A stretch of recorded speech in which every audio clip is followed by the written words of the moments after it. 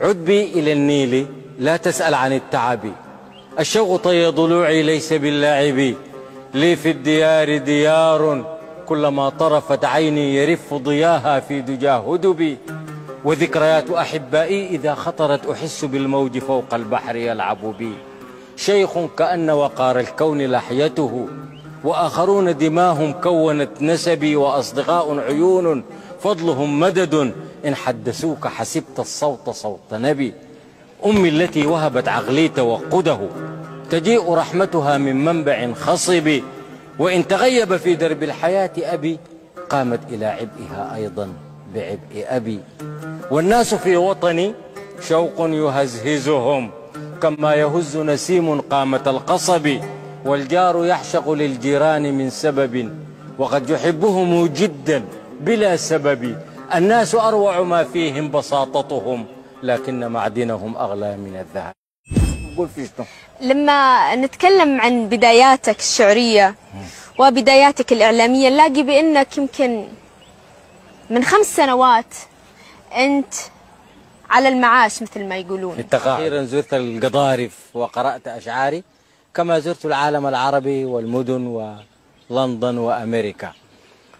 أنا بفتكر التقاعد ما معناه أن يموت الإنسان قبل لحظة الموت، ينبغي أن يعيش ولكن بأسلوب آخر غير الأسلوب الذي كان يعيشه وهو في شبابه وفي عمله وفي صحته الأولى. نعم.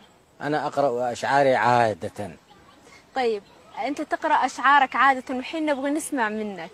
عندي كلمة أحب أقولها عن مصيري وعن مصيرك، إيه كسبت بعد فراقي غير ألم عذب ضميرك، ما لقيت بلاي سعادة وما قدرت أحل غيرك، أنت لو ضحيتي زيي في سبيل مبدأ وفكرة أو وقفتي تشد أزري لما كانت عيشتي مرة، كنا نتخطى المصاعب وننتصر في العمر مرة، بس هربت تركت قلبي بجفاك واطيل وجمرة، ما صبرت معاه شوية وما رضيت أتخلى عنك، كنت أقوى من الأعادي أقوى من شكك وظنك، احتفظت بوعدي ليكي وما التزمت بكلمة منك، وفي النهاية بقت خصومة تحكي ظلمي وأشكي غبنك، إيه جنينا من الليالي ومن حديث الحب ترانا، من دموع البهجة فينا وضحكة الأحزان معانا،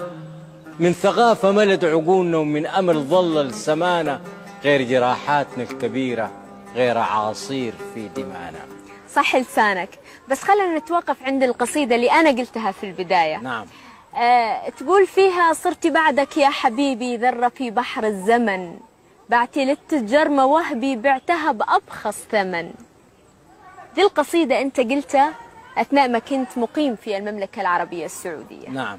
أنا أقول كذا، هل الظروف المادية القاهرة أجبر سيف الدين الدسوقي على أنه يبيع مواهبه الشعرية إلى أحلام كثيرة ما توفر إلا الغربة؟ بالضبط، ما هي ما هو أنت أحلام كل المغتربين. وجدت مجموعة من الناس هناك أكرموني واستضافوني وأحسنوا رفدي وأحسنوا الحياة اللي أنا كنت أعيشها معهم، وعملنا أعمال كبيرة في مجال الإعلام ونجحت السفرة إلى حد خليك تبيع للتجار مواهبك تبيعها بأبخس ثمن، يعني ذا اعتراف صريح.